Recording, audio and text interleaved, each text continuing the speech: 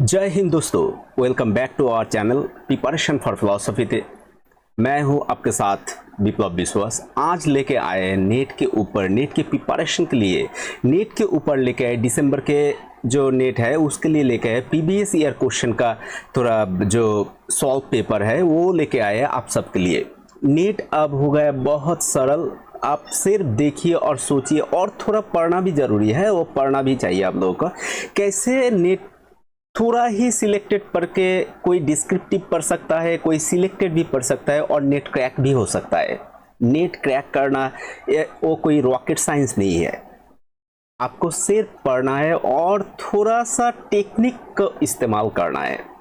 तो चलिए आप लोगों के लिए जो आज प्रीवियस ईयर का जो क्वेश्चन के सॉल्व पेपर लेकर आए, दो भाग में ये व्याख्या करेंगे क्योंकि बहुत लंबा हो जाएगा वीडियो, इसलिए पहले आज आधा करेंगे और बाद में पूरा सेकेंड पार्ट में पूरा कर देंगे। तो चलिए आज देखते हैं वो नेट का पेपर क्या है, इसमें अंदर रहता क्या है और कैसे कैसे क्वेश्चन होता है। और जो पहले इस बार नेट देंगे उसके लिए तो बहुत ही एक अच्छा वीडियो हो रहा है। तो धीरे धीरे एकदम दिसंबर तक चलेगा ये सेशन, एकदम एग्ज़ाम के पहले तक एग्ज़ाम की तैयारी यहाँ से करेंगे, लेकिन आपको भी थोड़ा पढ़ना पड़ेगा घर में। तो चलिए अंदर देखते क्या है। आप सबके सामने देखिए पहला क्वेश्चन क्या है, Which one among the following is accepted by Immanuel Kant as moral imperative? यानी कि मोरल इम्पेरेटिव के जो चीज़ है, बोलता है इमानुएल कांट द्वारा नैतिक नियम के आदेश के रूप में स्वीकार्य है कौन सी। इमानुएल कांट के देखिए, इमानुएल कांट के वहाँ पर एक ही बात बोला गया था जो वो कैटेगोरिकल इम्पेरेटिव होता है, कैटेगोरिकल इम्पेरेटिव। तो यहाँ पर देखिए क्वेश्चन है, ये एकदम इजी क्वेश्चन था, ये तो हम लोगों का एकदम आसान सा है। जो देखिए यहाँ पर कैटेगोरिकल इम्पेरेटिव है, जो कैटेगोरिकल इम्पेरेटिव एकदम राइट आंसर होगा। Which among the following accepted by the Immanuel Kant as the moral imperative? That is the categorical imperative. हम लोग सब जानते हैं। जो आप अगर कोई कुछ ऐसा लगे जो आप जानते हैं तो कमेंट करके भेज सकते हो, उसको कमेंट कर सकते हैं वो क्या आंसर हो सकता है। और जो अभी नया देख रहे हैं वो एकदम ज़रूर सब्सक्राइब करें, लाइक करें, शेयर करें। तो चलिए दूसरे क्वेश्चन के नेक्स्ट क्वेश्चन के और चलते हैं। Kant claims that the moral law is given to each person by, बोलता है कांट का मत है नैतिक विधि प्रत्येक व्यक्ति को निम्नलिखित के द्वारा प्रदत्त है। यानी कि कौन देता है मोरल लॉ, मोरल लॉ कैसे आते हैं, मोरल लॉ किसका होता है। ये मोरल लॉ सिर्फ एक ही चीज़ का होता है। देखिए यहाँ पर वहाँ पर कांट के जो फिलॉसफी है उसमें बोलता है एक्चुअली फ्रीडम ऑफ विल की बात करता है। Freedom of will, what is the freedom of will? Freedom of will होता है हम एक व्यक्ति को अंदर से, यानी कि हमारा अपना ही इच्छा जो होता है वो, यानी कि संकल्प वो भी बोल सकते हैं। यानी कि संकल्प जो कांट का a moral law given to each person by, ये क्या होगा? One's own will. यहाँ पर देखिए बहुत सारे हैं जो बोलता है जो law of state, constitutions of the state, तो विल ऑफ द अदर, लेकिन क्या होगा ओन्स माने वंस ओन विल, हम लोग की अपना संकल्प यही होगा। तो आप लोगों के पास देखिए दूसरा क्वेश्चन क्या है। Kant claims that the moral law given to each person by, यानी कि जो कांट का मत है क्या मत है? जो मत है ये जो नैतिक जो विधि है प्रत्येक व्यक्ति को निम्नलिखित के द्वारा प्रदत्त है कौन सी। यानी कि संकल्प जो होता है, इच्छा जो होता है, वो कांट के फिलॉसफी में एक चीज बोला गया था जो हर व्यक्ति को फ्रीडम ऑफ विल होना चाहिए। और फ्रीडम ऑफ विल कहाँ से? व्यक्ति को निज का जो फ्रीडम ऑफ विल होता है, संकल्प होता है वो। तो यहाँ पर देखिए आपका जो दिया गया है state of law, constitutions of the state, owns own will of the other. तो अदर जो कोई दूसरा व्यक्ति का जो इच्छा है वो तो नहीं हो सकता, और कॉन्स्टिट्यूशन भी नहीं हो सकता, लॉ भी नहीं हो सकता। तो यहाँ पर होगा क्या, यहाँ पर होगा जो अपना ही इच्छा, अपना संकल्प, ये होगा। तो चलिए अगले क्वेश्चन को। और the Kant's epistemology, the concept of the thing in itself is something not knowable by the sense but the least thinkable is a thing in itself। क्या होता है, वस्तु का निज रूप होता है। ये कोई वस्तु है, वस्तु का निज रूप जो होता है वो ही थिंग्स इन इटसेल्फ होता है। तो कांट के जो ज्ञान मीमांसा में वस्तु का निज रूप को अवधारण जो होता है, जो इंद्रियों द्वारा अजेय है, अज्ञेय है, परंतु कम से कम विचार योग्य है। जो अज्ञेय यानी कि जो अननोएबल होता है वो कम से कम विचार योग्य कैसे होगा, वो बोलता है लिमिटिंग कंसेप्ट, बोलता है लिबरेशन कंसेप्ट यहाँ पर दिया गया है, पैराडॉक्सिकल कंसेप्ट ये भी बोला गया है, और लॉजिकल कंसेप्ट भी बोला गया।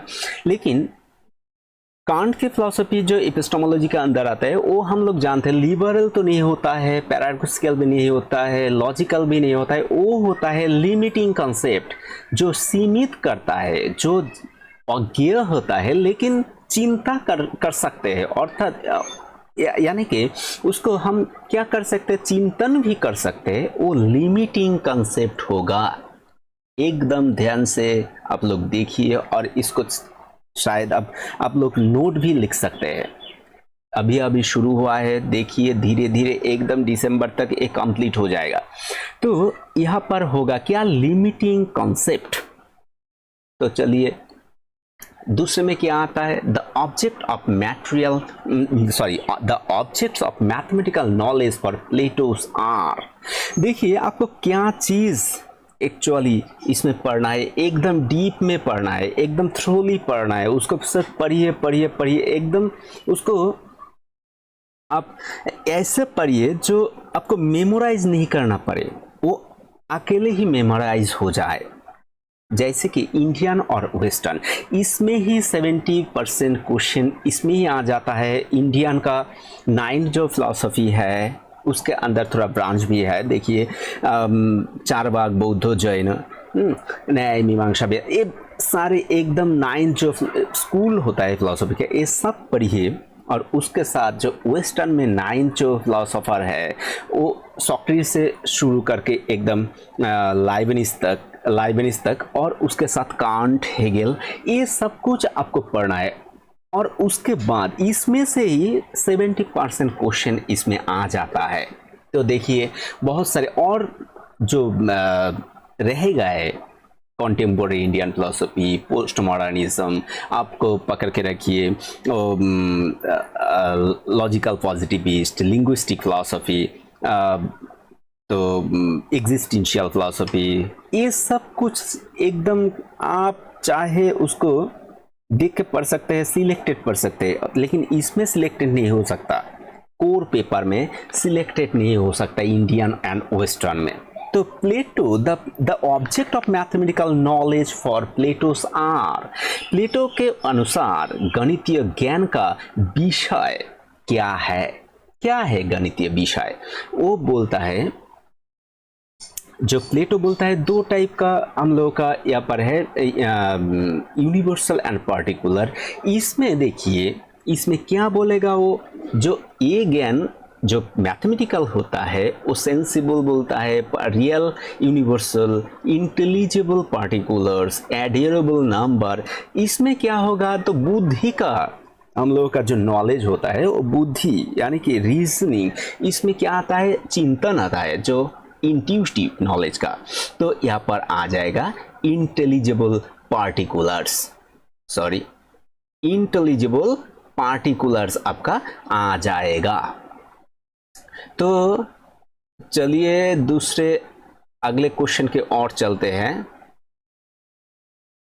देखिए यहां पर क्या है, which of the following statement is not true according to philosophy of Vivekananda, यानी कि विवेकानंद के फिलॉसफी के अनुसार कौन सी स्टेटमेंट ठीक नहीं है, यानी कि भूल, यानी कि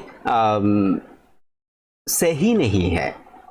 तो विवेकानंद की कौन सी फिलॉसफी है? अद्वैत वेदांत। तो अद्वैत वेदांत के मेन जो चीज है वो क्या है? जब ब्रह्म सत्य है और ये जगत मिथ्या, यानी कि इसके आधार पे there is identical relations between soul and God.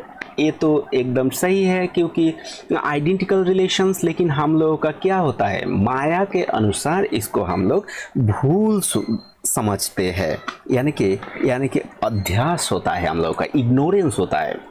उसके बाद दो आएगा, देखिए Vivekananda philosophy is called new Vedanta. ये भी सही है, the world is totally different from God.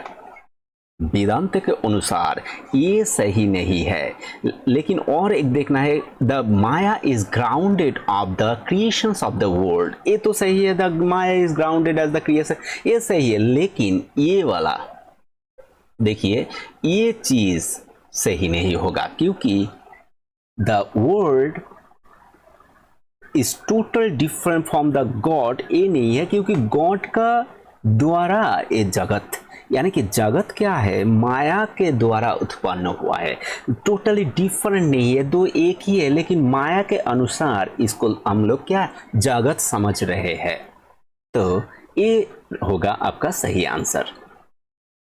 इसका बाद आएगा, which one of this following statement according to Shankara's concept of Maya is not true। जो शंकर के अनुसार, शंकर के माया संबंधी अवधारण में व अवधारण के संबंध में निम्नलिखित कथनों से कौन सा सत्य नहीं है। तो माया के बारे में उसने क्या बोला, देखिए, it is inherent power of potency of ब्रह्म। तो ये तो सही है, ये ब्रह्म के अंतर्निहित शक्ति है। तो उसके बाद आएगा क्या, it is spiritual and self conscious. तो ये तो स्पिरिचुअल और सेल्फ कॉन्शियस है ही नहीं, क्योंकि सेल्फ कॉन्शियस और स्पिरिचुअल जो होता है वो तो ब्रह्म होता है, गॉड होता है। लेकिन उसके बाद देखिए, इट इज बिगिनिंगलेस। ये तो सही है, इसका कोई अनादि, ये अनादि है। और इट इज इनडिस्क्राइबेबल एंड इंडेफिनेबल। एकदम शंकर ने तो सही बात बोला, जो ये कैसे व्याख्या कर सकते हैं, एक अनिर्वचनीय है, इसको हम व्याख्या नहीं कर सकते। तो क्या क्वेश्चन आंसर आ रहा है दैट इज, यहाँ पर क्या है, it is spiritual and self conscious. ये शंकर ने नहीं बोला। तो माया के अनुसार, शंकर के कंसेप्ट के अनुसार, ये 2 नंबर आंसर आपका क्या होगा, सही नहीं होगा, ट्रू नहीं होगा, नॉट ट्रू। इसके बाद आता है, देखिए यहां पर, being is what it is not and is not what it is. This statement is associate with the philosophy of, यानी कि सत्य वह है जो वह नहीं है, और जो वह नहीं है वह है जो वाक्य यहाँ पर कौन सी किसको एसोसिएट करता है, यानी कि जब बीइंग सत्य, यानी कि being what is it is not and is not what it is, that statement is belongs to और एसोसिएटेड विद किसके साथ, देखिए यहाँ पर एकदम सार्थ के साथ, क्योंकि बीइंग के बारे में एक सार्थ ने ही बोला था। तो ये हो गया एक कॉन्सेप्ट जो कहाँ से आया, ये आया आपका पोस्ट मॉडर्न एग्जिस्टेंशियल फिलॉसफी के अंदर आता है इसको। तो यहाँ पर आपका क्या होगा, सर्थ। इसके बाद आता है, the claims that philosophy is rigorous, a science from its earliest beginnings, is a position that is denied by। यानी कि जो देखिए रिगोरियस साइंस, ये कहाँ का एक जो वर्ड है, ये फिनोमेनोलॉजी का वर्ड है। जो यहाँ पर जो फिलॉसफी है देखिए, डेकर्थ, हुसर्ल, हाइडेगर, मार्लियो-पोंटी, लेकिन हम लोग जानते हैं जो मार्लियो-पोंटी है उसको हम लोग एग्जिस्टेंशियल फिलॉसफी पढ़ते हैं ज़्यादा से ज़्यादा, लेकिन रिगोरियस साइंस इसके साथ कोई कनेक्टेड नहीं है। थोड़ा सा पढ़ने से ही आपको समझ में आ जाएगा। रिगोरियस साइंस एकदम हम लोगों को जो फेनोमेनोलॉजी होता है उसके साथ ही रहता है। तो यहाँ पर आंसर क्या आएगा? यहाँ पर आंसर आएगा हुसर्ल, क्योंकि हुसर्ल फेनोमेनोलॉजी, हम लोग फेनोमेनोलॉजी यहाँ से ही पढ़ते हैं। हुसर्ल फेनोमेनोलॉजी के अंदर जो rigorous science earliest doing in the positions that is denied करता है उसको हुसर्ल ही बोला था।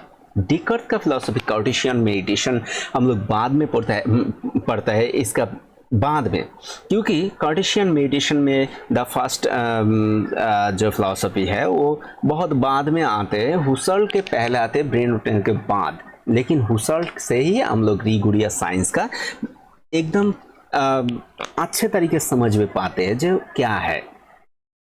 तो चलिए नेक्स्ट क्वेश्चन।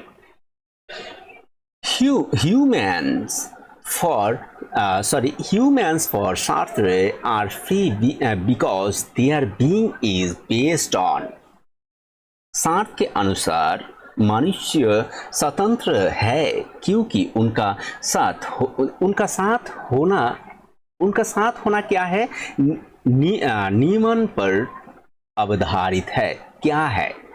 बोलता है ह्यूमन जो होता है, ह्यूमन पर आधारित कौन सी चीज होता है? बोलता है जो ए लिविंग बॉडी, ये तो नहीं है।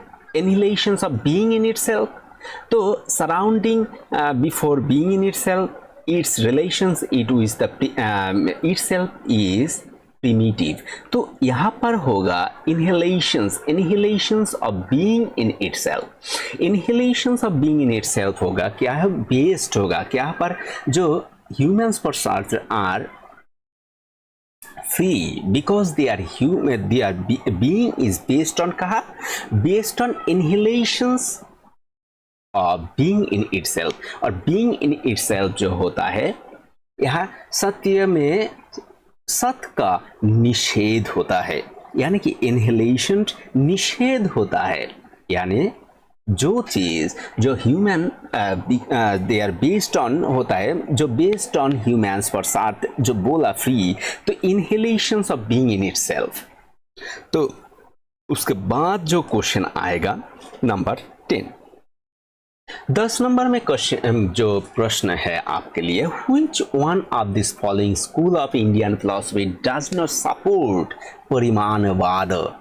परिमाणवाद किसने सपोर्ट नहीं किया? किसने सपोर्ट नहीं किया परिमाणवाद को? न्याय ने नहीं किया। क्यों? न्याय एक चीज बोलता है जो परिमाणवाद वो सपोर्ट नहीं करके वो क्या किया? आरंभवाद का सपोर्ट किया था। तो सांख्य, योग, रामानुज ये परिमाणवाद को सपोर्ट करता है, लेकिन एक न्यायी है जो परिमाणवाद को सपोर्ट नहीं करता है। ये क्या किया? इसने बोला जो परिमाणवाद नहीं, वो क्या होगा? वो आरंभवाद होगा। आरंभवाद को क्या करता है? सपोर्ट करता है। इसके बाद देखिए क्वेश्चन आ गया, which one of the following statement is not true according to Sankhya philosophy? Sankhya philosophy के अकॉर्डिंग जो कौन सी स्टेटमेंट सही नहीं है? कौन सी स्टेटमेंट सही नहीं है? तो बोला purusha is itself pure and transcendental consciousness. Purusha itself pure and transcendental consciousness बोला, ये तो सही है। Purusha is principle of pure consciousness, ये भी सही है। Purusha is the ultimate knower, ये भी सही है। पुरुष क्या है? परम ज्ञाता होता है। और पुरुष is a by product of matter, पुरुष उद्गल का एक उप उत्पाद है। ये नहीं हो सकता, ये एकदम हो नहीं सकता। किसका? ये सांख्य फिलॉसफी के हिसाब से ये नहीं हो सकता, क्योंकि वो कभी भी नहीं बोला ऐसा। इसके बाद which one of these following views is accepted to Charvaka regarding व्याप्ति, यानी कि चार्वाक जो व्याप्ति के अनुसार व व्याप्ति के संबंध में निम्नलिखित में से कौन सी दृष्टिकोण चार्वाक के स्वीकार्य है, कौन सी दृष्टिकोण। एक तो देखिए पहले वाला, व्याप्ति is universal and invariable relations between middle and the major term। ये तो acceptable हो मैंने एक्चुअली कर सकता है, क्योंकि ये एकदम लॉजिकल है। लेकिन व्याप्ति cannot be proved by perception और इन्फरेंस और टेस्टिमोनी। क्या है, व्याप्ति कभी भी परसेप्शन, इन्फरेंस, टेस्टिमोनी का प्रूव नहीं कर सकता। देखिए, नहीं किया जा सकता, प्रूव नहीं किया जा सकता ये, और दूसरा कोई देखना ही नहीं पड़ रहा है, क्योंकि वो देखिए यहाँ पर व्याप्ति is relation, invariable relationship between major and minor term, major and ये तो सब लॉजिकल है, लेकिन इसके थ्रू वो उसका दृष्टिकोण चार्वाक से स्वीकार्य होता है। कौन सी स्वीकार्य होगा, ये वाला, क्योंकि व्याप्ति कभी भी परसेप्शन, इन्फरेंस और टेस्टिमोनी के अलग से ये प्रूव नहीं कर सकते। इसका बाद आएगा 13, Which one of these following views regarding देखिए समवाय has been propounded by वैशेषिक। समवाय के बारे में निम्नलिखित मतों में से किसका प्रतिपादन वैशेषिक द्वारा किया गया है, किसका प्रतिपादन, इसमें यानी कि कौन सी। एक नंबर तो देखिए समवाय is separable and transient relations, ये एक बोला गया। ट्रांसिएंट रिलेशंस ये तो नहीं होता। समवाय is separable and inseparable relations, separable inseparable ये भी नहीं हो सकता। समवाय इज इनसेपरेबल रिलेशंस, एकदम सही, क्योंकि वैशेषिकों ने बोला जो समवाय एक अविभाज्य संबंध है, समवाय इज एक्सीडेंट तो नहीं होगा, क्योंकि उसने बोला एक्चुअली जो वैशेषिक फिलॉसफी है और न्याय से एकदम समान तंत्र होता है, यानी कि इक्वल टाइप का होता है। जो उसने बोला जो समवाय जो है, समवाय ये कभी भी इनसेपरेबल रिलेशंस में नहीं रह सकता, वो घट के अंदर ही रहेगा, यानी कि सेपरेबल नहीं, वो इनसेपरेबल होगा। तो चलिए question number 14, according to whom truth is human truth। किसने बोला सत्य मानव सत्य है, ये तो हम लोग सब जानते हैं। ये देखिए रविंद्रनाथ टैगोर ने बोला, क्योंकि उसका एक बारे में एक चीज भी हम लोग जानते हैं जो उसने बोला, जो मनुष्य को ऊपर विश्वास जो अगर नहीं रहेगा वो ठीक नहीं है, यानी कि जो हम लोगों का बिलीव करना पड़ेगा, यही सत्य है।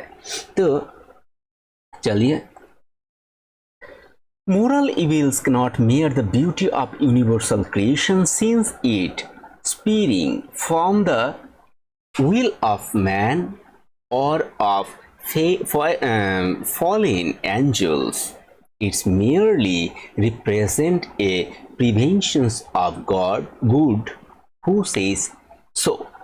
किसने बोला ऐसा, जो किसने कहा ये कि नैतिक जो अशुभ सार्वभौम सृजन होता है वो बिल्कुल क्या है, सौंदर्य के बिल्कुल नहीं कर सकते, क्योंकि ये मनुष्य का पतित देवदूतों को इच्छा शक्ति में उद्भूत हुआ है। यह शुभ के आभास का प्रतिनिधित्व मात्र करता है। किसने ऐसा कहा, तो ये मोरल इविल्स का जो हम लोग जानते हैं, मोरल इविल्स, तो पहले से एकदम मोरल इविल्स के बारे में बहुत सारे बात किया। इस मीडिएवल फिलॉसफी से अंदर सेंट ऑगस्टाइन ने बोला था ऐसा, सेंट ऑगस्टाइन ऐसा बोला। इसके बाद आता है the term infosphere. Infosphere is idea associated with, किसके फिलॉसफी से एसोसिएटेड है? ये किसके फिलॉसफी से एसोसिएटेड होता है? लुशियानो फ्लोरिडी जो है उसके साथ ये जुड़ जाता है, जो इन्फोस्फेयर। तो चलते हैं दूसरे और। Women are not born but made. Women जन्म नहीं लेता है, एक मेड एक्चुअली मेकिंग होता है। किसने बोला? ये हम लोग जानते हैं, ये जो फेमिनिस्ट फिलॉसफी है उसमें आता है, लेकिन मेरी विल्सटनक्राफ्ट जो होता है ये पहले बोला था, ये बाद में बोला। जो the human not in born, he become a human, यानी कि बिकम होके उठता है। तो सिमोन डी बिहेवियर ने बोला था, सिमोन डी बिहेवियर ने क्या बोला? Women are not born but made. ये जन्म नहीं लेता, ये होके एक्चुअली इसको तैयार किया जा सकता है, तैयार होता है। ये तो हम लोग सभी लोग जानते हैं। इसके बहुत सारे उदाहरण है, ये बहुत सारे, एक बहुत बड़ा सा फिलॉसफी भी है इसमें। तो चलिए next. Which method of cause analysis is not eliminative of nature? बोलता है करणात्मक विश्लेषण के कौन सी पद्धति विश्लेषणात्मक प्रकृति के नहीं है? कौन सी? Method of agreement, method of difference, method of residues, method of concomitant variations. ये नहीं है। कौन सी? The method of concomitant variations, सह परिवर्तन पद्धति जो विधि है ये नहीं होता।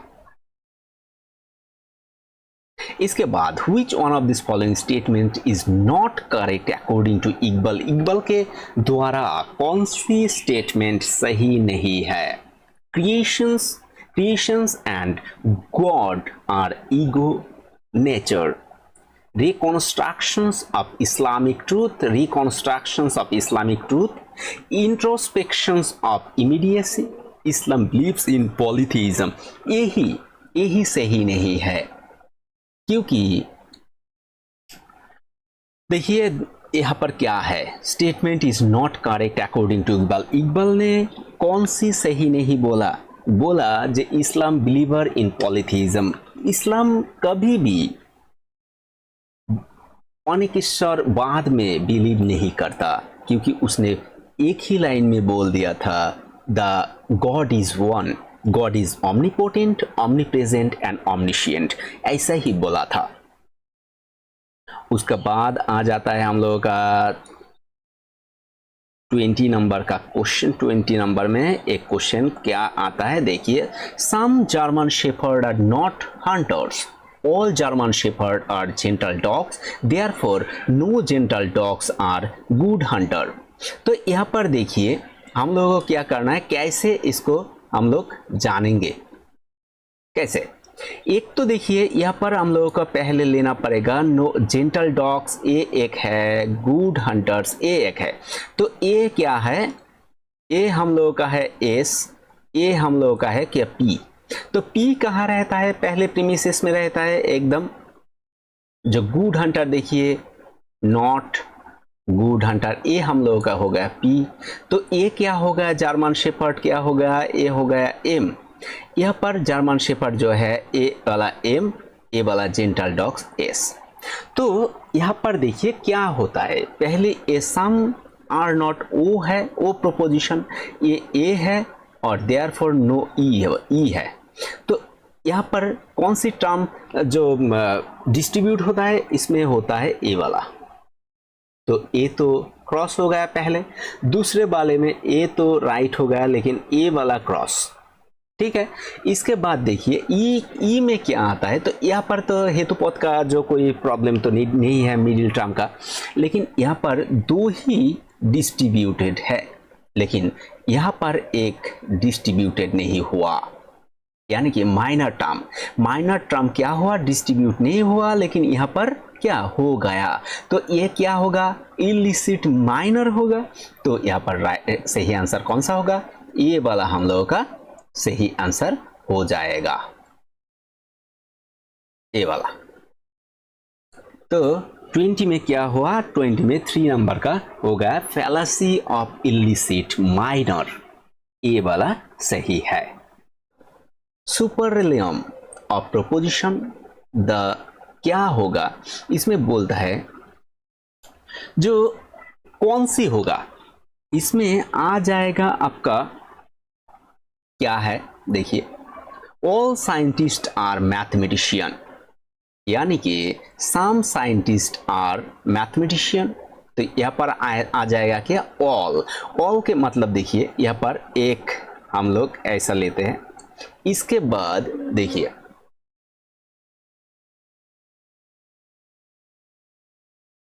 क्या होगा इसमें,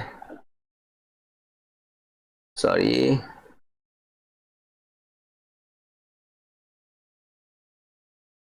ठीक है, इसमें देखते हैं, सॉरी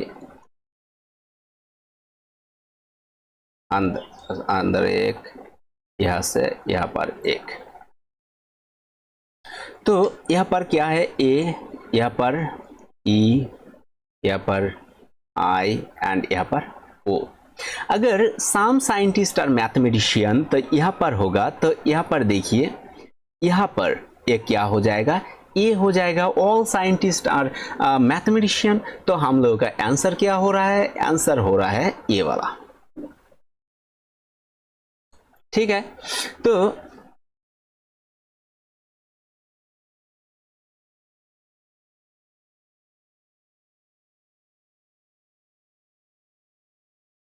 यानी कि इसको क्या बोलता है, परंपरागत, यानी कि यहाँ पर सब कॉन्ट्राडिक्शन, सब कॉन्ट्राडिक्शन ये सब होता है, तो ये हो जाएगा ये वाला, जो all scientist are mathematician. Number 22, which one of this following is a believer in law and command? Which one of the following is a believer in law as command? निम्नलिखित में से कौन आदेश के रूप में नियम है, आस्था रखते हैं, यानी कि ए लॉ, इसके बारे में जो बात करता है वो है ऑस्टिन। हम लोग पढ़ाई थोड़ा सा पढ़ाई करना पड़ेगा और कुछ नहीं, जो लॉ के बारे में बात करता है उस थॉमस एक्विनास तो कहीं पर ऐसा नहीं, जेरेमी बेंथम भी नहीं, तो लॉ एज कमांड होता है, J.L. ऑस्टिन ने बोला था, जो क्या है, law as command. Which one of this following is not true according to कमंदका? कमंदका क्या, कमंदका के अनुसार निम्नलिखित में क्या सत्य नहीं है? दैवी शक्ति, ये सही नहीं होगा, अकॉर्डिंग टू नॉट ट्रू। इसने मंत्र शक्ति, प्रभाव शक्ति जो होता है, उत्साह शक्ति ये भी बोला, लेकिन दैवी शक्ति नहीं बोला। उसके बाद आएगा the political ideology known as liberalism is characterised by. तो द पॉलिटिकल आइडियोलॉजी जो होता है, जो पॉलिटिकल जो ideology known as the liberalism is characterised by, कैसे करेगा कैसे, ये देखिए, इंडिविजुअलिटी एंड फ्रीडम, यहाँ पर है collectivism and equality, individuality and equality और इक्वालिटी एंड फ्रीडम, लेकिन इंडिविजुअलिटी एंड फ्रीडम ये सही होगा। तो यहाँ पर देखिए, हु हैज असर्टेड दैट, किसने बोला, reason dictates that there should be a state of peace and that every man should seek after peace. तो should be state of peace and that every man should seek after peace. किसने बोला? यहां पर बोला Hobbs ने। जो ideal एक state होता है उसमें क्या है, उसका लॉ होता है, सब कुछ होता है, वहां पर ही should be state of peace and the should seek after peace, ये हॉब्स ने बोला।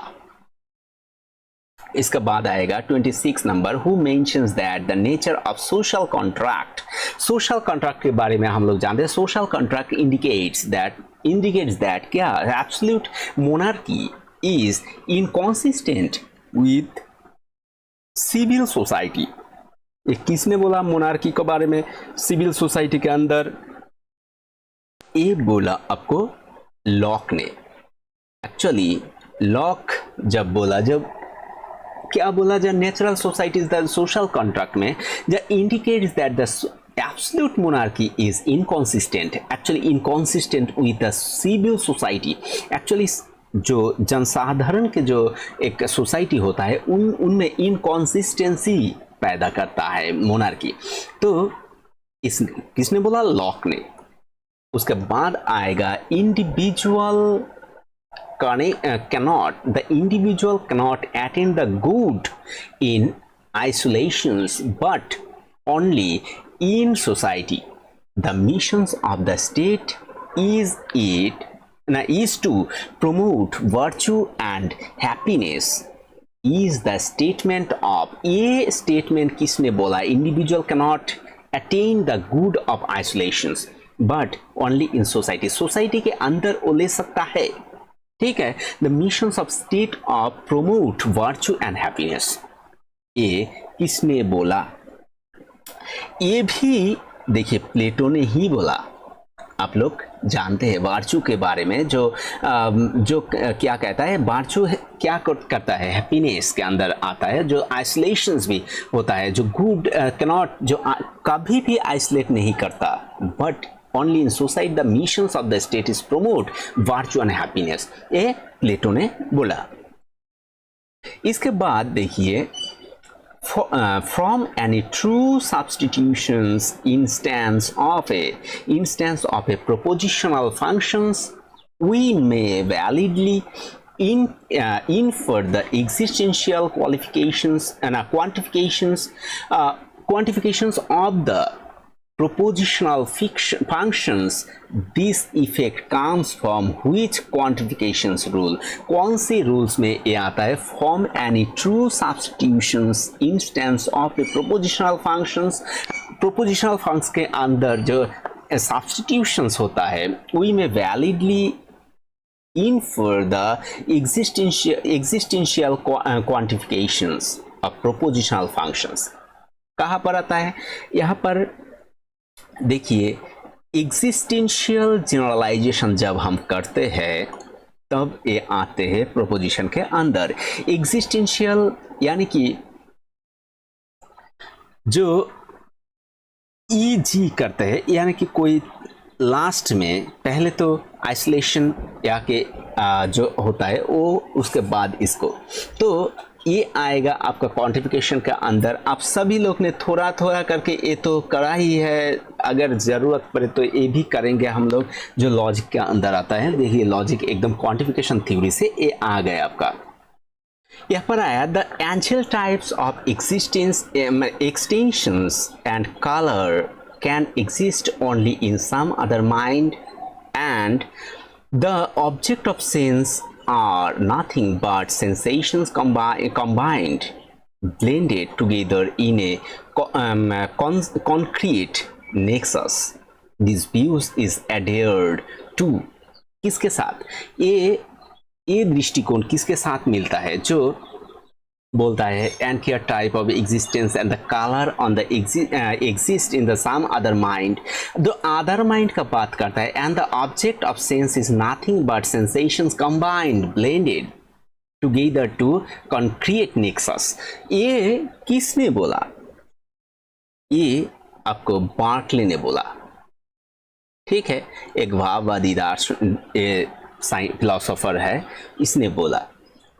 तो देखिए यहाँ पर कन्वर्शन यहाँ पर जो होगा which of this following is correct, तो ये क्या है, ई है, ये ई वचन है, ई प्रोपोजिशन, यहाँ पर ई प्रोपोजिशन होगा, लेकिन थोड़ा सब्जेक्ट एंड प्रेडिकेट क्या होगा, चेंज हो जाएगा। तो